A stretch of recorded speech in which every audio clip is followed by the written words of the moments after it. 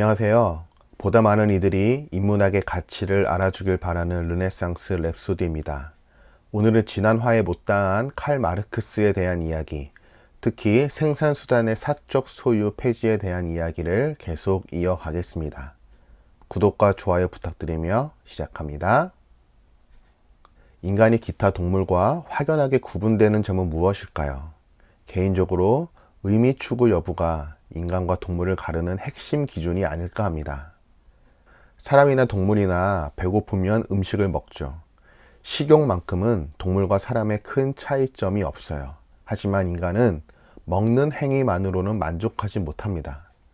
매슬로우가 제시한 욕망의 단계처럼 인간은 기본적인 욕구가 충족되는 순간 새로운 욕구를 갈망하게 되죠. 그래서 인간은 로또에 당첨되어 매일 산의 진미를 먹으며 실컷 놀아도 동물과 달리 만족하지 못할 겁니다.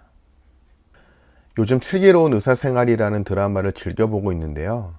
강아지를 무시하는 건 아니지만 강아지에게 익준이와 송아 같은 첫사랑에 대한 아련한 추억이 있을까요? 누군가 너무 그리워 눈물로 시를 쓰고 애절한 노래를 만들고 추상적인 그림을 그리는 사자가 있을까요? 나는 누구인가? 어떻게 살아야 하나와 같은 철학적 질문을 던지는 독수리가 있을까요? 자연의 조화라는 입장에서 보자면 인간이나 동물이나 각자의 역할에 충실하는 행위일 테지만 분명 인간과 동물은 구분됩니다. 그런데 인간이 동물과 구분되기 위해서는 반드시 잉여 가치가 필요합니다. 그리고 이러한 잉여 가치는 기본적인 의식주 수단이 충족되어야 하고요.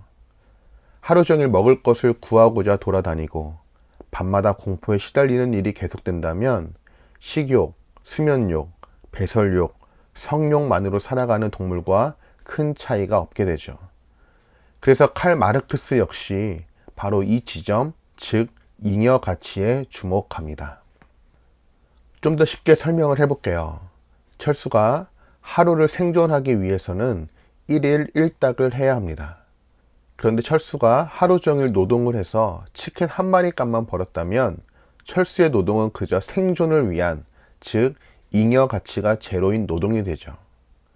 사실 철수는 옷도 사야 하고 잠도 자야 합니다. 더욱이 노동력이 없는 자식들도 먹여 살려야 하죠. 그런데 하루 종일 뼈 빠지게 일한 철수가 치킨 한 마리 값만 벌었다면 어떻게 될까요? 철수가 죽든 나머지 가족이 죽든 결국 누군가는 굶어 죽을 수밖에 없습니다. 그런데 불행하게도 이렇게 잉여 가치가 제로인 노동이 지금껏 인류 역사에서 당연하게 여겨졌다는 겁니다. 조선시대 역사를 공부할 때마다 익히 들어왔던 지주와 소장농, 세계사를 공부할 때마다 마주한 영주와 농노가 이를 대변하죠. 여기서 소장농, 농노가 인류의 역사에서 대다수를 차지했던 잉여가치 제로의 노동자였습니다. 피땀 흘려 일해도 하루 먹을 것을 벌기가 쉽지 않았죠. 그래서 산업혁명 당시 영국에서는 어린이들이 공장에서 16시간씩 일을 했던 겁니다. 그런데 지주와 영주, 지금으로 따지면 기업 회장들은 어땠을까요? 소장농과 농노가 만든 잉여 가치를 독점합니다. 이게 과연 정당한 행위일까요? 만약 이 행위가 옳지 않다고 생각한다면 다음의 상황에서도 똑같은 문제의식을 느껴야 합니다. A라는 기업이 있습니다. 이 기업이 작년보다 50억을 더 벌었어요. 다시 말해 50억이라는 잉여 가치가 생긴 것이죠. 어떻게 해야 할까요? 소장농이 만든 잉여 가치를 지주가 독점하는 게 옳지 않은 행위라고 생각한다면 A라는 기업 역시 그 잉여 가치를 투자자부터 시작해서 임직원에게 골고루 나눠줘야 합니다. 맞죠? 그런데 우리나라 기업들은 보통 어떻게 할까요? 사내 유보금이라고 하여 대부분 돈을 쌓아둡니다. 설비와 연구에 투자하는 비율은 그렇게 크지 않아요. 그래서 결국 기업주가 그 잉여 가치를 독점해 버립니다. 과거나 현재나 큰 차이가 없죠. 칼 마르크스는 바로 이 지점에서 생산수단의 사적 소유를 반대합니다.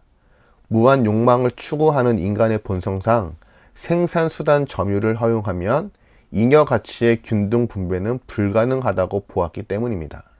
이는 우리나라가 소득 3만 불이라고 해서 회사에서 받는 연봉으로 충분히 삶을 꾸려갈 수 있다고 해서 만족하면 안 됩니다. 마르크스의 이론상 과거의 노예 제도는 지금도 이어지고 있는 거예요. 어떤 가문이 대기업을 독점하여 대대로 물려주고 모두가 함께 땀 흘려 만든 잉여 가치를 소수의 누군가만 독차지하는 경제 시스템. 이에 대한 문제의식이 널리 공유되어야만 다수의 인간은 자본주의라는 괴물에서 벗어나 잉여 가치를 향유하며 보다 의미 있는 삶을 살 수 있습니다. 따라서 우리는 자본주의에 대해 근원적으로 질문을 던지면서 문제의식을 느껴야 합니다.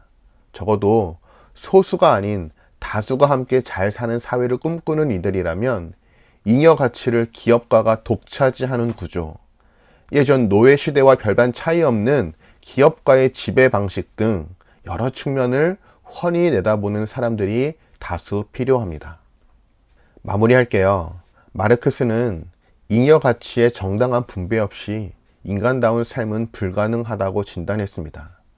그만큼 어느 누구보다 인간다운 삶을 희구했다고 볼 수 있죠. 단순한 반항심이 아닌 생산수단의 사적 소유를 없애 모두가 잘 사는 세상을 꿈꿔본 그의 따뜻하고도 치밀한 상상력. 그렇다면 오늘날 우리 사회에 마르크스의 이론은 어떻게 적용할 수 있을까요? 다음 시간에는 요즘 활발히 논의되고 있는 기본소득과 더불어 경제 민주화에 대한 개념 등에 대해 알아보겠습니다. 여기까지 들어주셔서 감사하고요. 구독과 좋아요는 큰 힘이 됩니다.